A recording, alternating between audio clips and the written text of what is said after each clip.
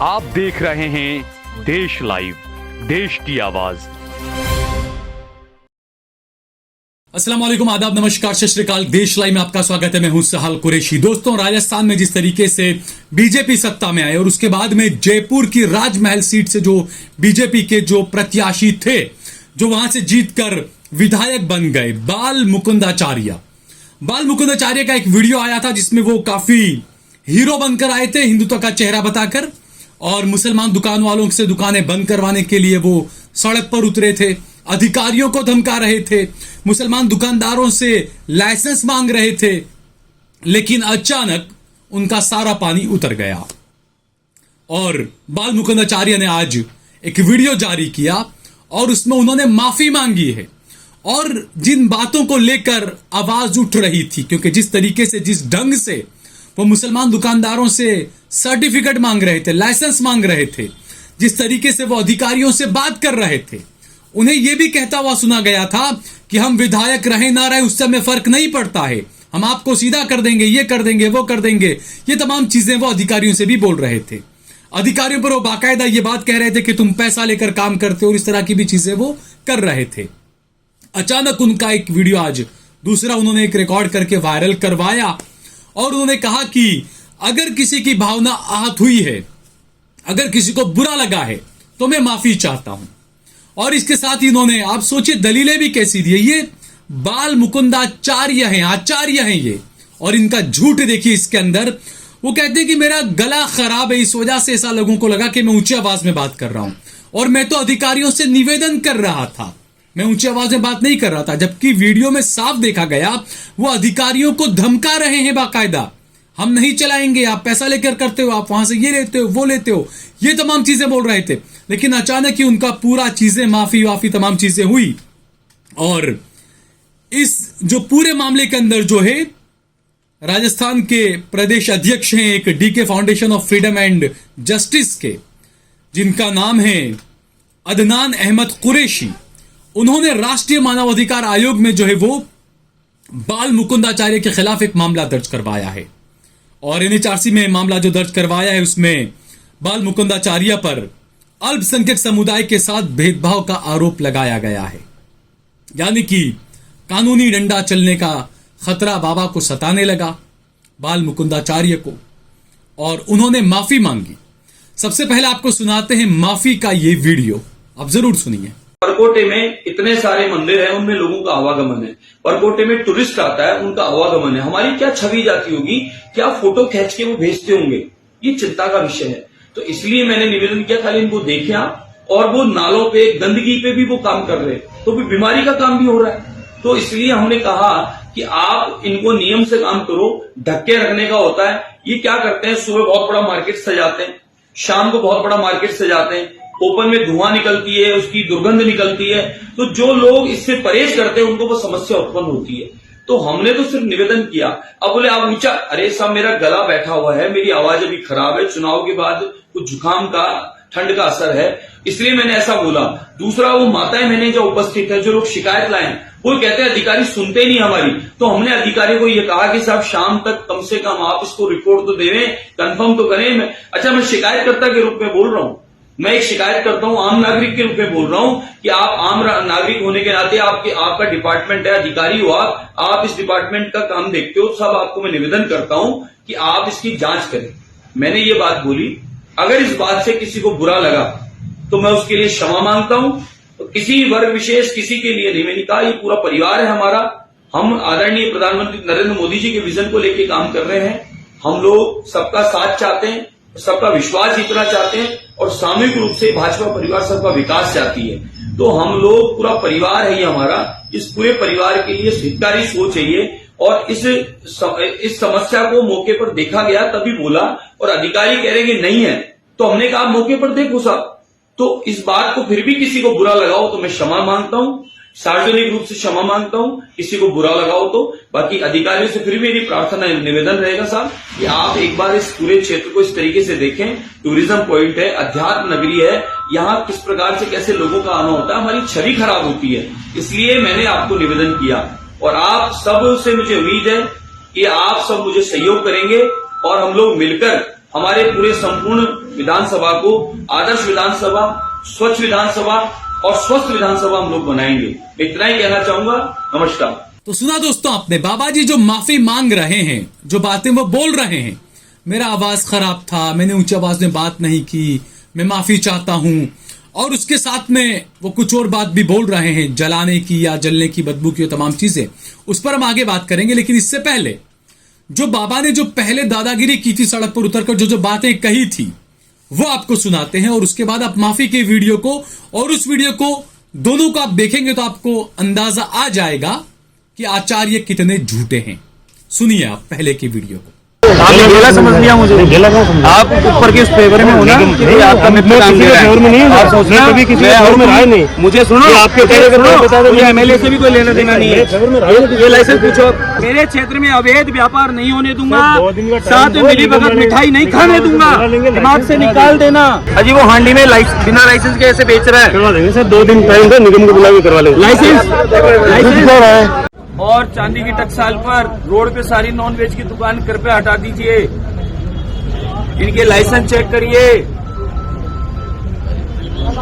नहीं कहते नहीं हो, मैं आपसे शाम को रिपोर्ट लूंगा, आप मुझे देंगे या मेरे को आना पड़ेगा आपके ऑफिस लेने? लेकिन नॉन वेज रोड पे बेच सकते हैं क्या खुले में?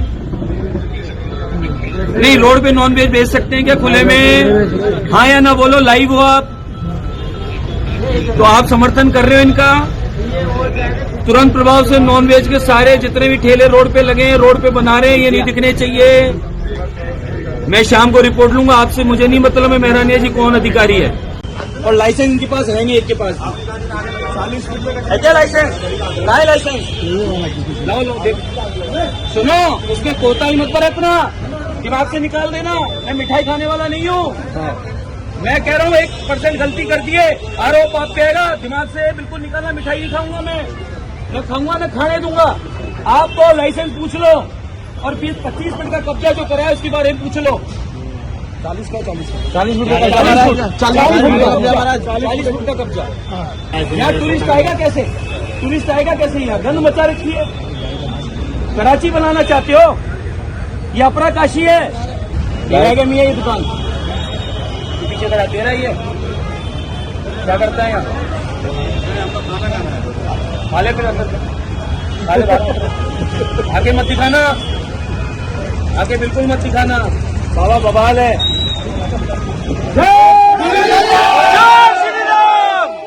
कोई लाइसेंस नहीं है और अवैध बूचड़ खाने और रोड पर चल रहे हैं, खुलेआम चल रहे हैं। इसलिए गहलोत जी ने पप्पू कसाई से दोस्ती की थी कि कसाई तेरा काम चलता रहेगा और तेरा अवैध काम चलता रहेगा, मैं तुझे रोकूंगा नहीं।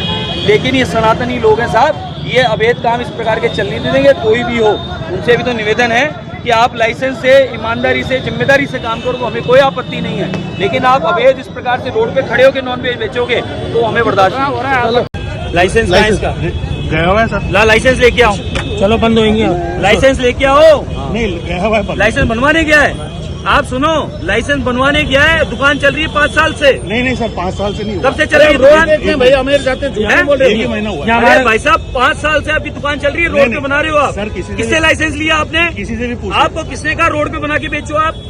हमारा धर्म नहीं खराब होता? सुबह सर 5 साल मौज किया, हमने मलाई खाई है। नहीं, कुछ नहीं होती है, ये नॉनवेज और सजाता है यहाँ पे पूरा। गोविंद जी आने वालों का सबका दिमाग खराब करता है ये। कुत्ते यहाँ बैठे होते हैं, आने वाले कुत्ते काटते हैं। ये यहाँ सजाएगा भी, देखना रोज शाम को देखता हूँ मैं, यहाँ सजाता है, पूरा डेकोरेशन करता है, यहाँ सजाता है, यहाँ धुएं करता है। ये देखो आप, ये देखो है जहाँ पे हांडी रखी, हांडी ये देखो, इधर हटो, ये बेच सकता है यहाँ पे, देखो ना, क्या बना सकता है क्या ये? अधिकारी साथ में है, अभी इनके पास कई बहाने हैं, ये बहाने देखते हैं कब तक है, नहीं तो फिर इनकी आगे की व्यवस्था होगी। तो सुना दोस्तों आपने, साफ दिख रहा है कि बाबा जी जीत के बाद बड़े ताव में आ गए थे। इन्हें ये बदगुमानी हो गई थी कि हिंदू राष्ट्र है ये, खूब डांटना, डपटना, दादागिरी करना, वो सब ये बाबा जी खुद कर रहे थे, एमएलए साहब, विधायक साहब। लेकिन उसके बाद उन्होंने जो माफी मांगी वो अपनी खुद की ही बातों से मुकर गए। अब ये कौन सा सनातन है जो झूठ बोलने की इजाजत देता है, मुझे नहीं पता, वो बाल मुकुंदाचार्य से पूछा जाना चाहिए। दूसरा, इसमें बाल मुकुंदाचार्य ने जो बातें कही कि सड़क पर जो लोग नॉनवेज बेचते हैं, धुआं होता है उससे लोगों का स्वास्थ्य खराब होता है, तमाम चीजें कर रहे थे। बाल मुकुंदाचार्य जी, अगर धुएं की और स्वास्थ्य की बात आती है, बदबू की बात आती है, तो आज कोई मुसलमान खड़ा होकर कह देगा कि हिंदुओं को अपनी डेड बॉडी को जलाना बंद कर देना चाहिए, धुआं होता है, पूरे शहर में वो धुआं फैलता है, और जो मानव बॉडी जलती है तो वो सांसों में जाता होगा, कितनी भयंकर बीमारी होती होगी। इन चीजों को भी आप समझे। फिर कोई भी मुसलमान खड़ा होकर ये कर सकता है ना। थोड़ा संयम रखिए, कानून के मुताबिक चीजों को चलने दीजिए। हर चीज को हिंदू मुसलमान के चोला पहनकर आप वो न करें। आपने भगवा चोला पहन लिया और आप लोगों को भी भगवा चोला पहनाकर हरा कलर दिखाना चाह रहे। थोड़ा सा संयम रखिए। आपको इस तरीके से भाषणबाजी करनी है, उसके बाद आपको माफी मांगनी है, ये तमाम देश की जनता भी देख रही है। और लोगों से मैं ये कहूंगा कि आप लोगों ने वोट भी तो यही देखने के लिए दिया था इन्हें, तो देखिए आप अभी ने ये कैसे जीते, क्या हुआ मुझे नहीं पता। बस ये है कि जो आखिरी राउंड था उसमें कांग्रेस के जो विधायक वहां से जो उम्मीदवार थे, जो प्रत्याशी थे, वो तकरीबन 3000 वोटों से आगे चल रहे थे। लेकिन आखिरी राउंड में पता नहीं क्या हुआ कि बाबा बालकनाथ जो है वो, बालकनाथ माफ कीजिएगा, बाबा बाल मुकुंदाचार्य जो हैं वो 1000 वोटों से 950 पौने 1000 वोटों के आसपास वो जीत गए, 1000 वोटों से जीत गए। ये जो चीजें हुई दोस्तों, और ये जो चीजें दिखा रहे हैं और जो बाद में माफी मांग रहे हैं, इससे देश की जनता को समझना चाहिए कि राजस्थान को आग में झोंकने का काम चल रहा है।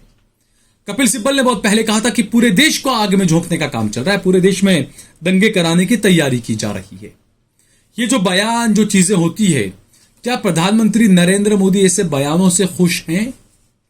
या अगर आप कहीं पर खामोश रहते हैं तो इसका मतलब यह साफ माना जाएगा कि ऐसे बयानों का आप मुख्य दर्शक बनकर समर्थन कर रहे हैं।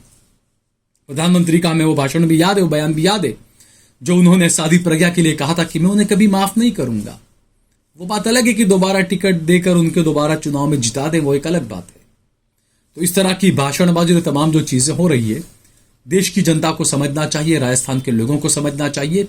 हिंदू मुसलमान का भाईचारा हमेशा से इस देश में बने रहना चाहिए। कुछ लोग कहते हैं आप हिंदू मुसलमान के भाईचारे की बात करते हैं, बिल्कुल ये इस देश की रूह है। ये देश एक खूबसूरत गुलदस्ते की मानिंद है। इसमें से आप किसी एक रंग के फूल को निकालकर फेंक देंगे तो ये गुलदस्ता बड़ा बदनुमा लगने लगेगा। इस बात को आपको समझना चाहिए। अगर आपको ये वीडियो पसंद आया हो तो इस पर कमेंट करें, इसे लाइक करें, इसे ज्यादा से ज्यादा शेयर करें।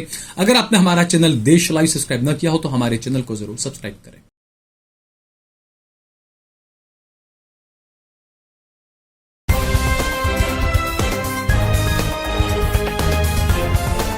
देश और दुनिया की तमाम छोटी और बड़ी खबरों के लिए हमारे चैनल को सब्सक्राइब करना न भूलें और बेल का बटन जरूर दबाएं।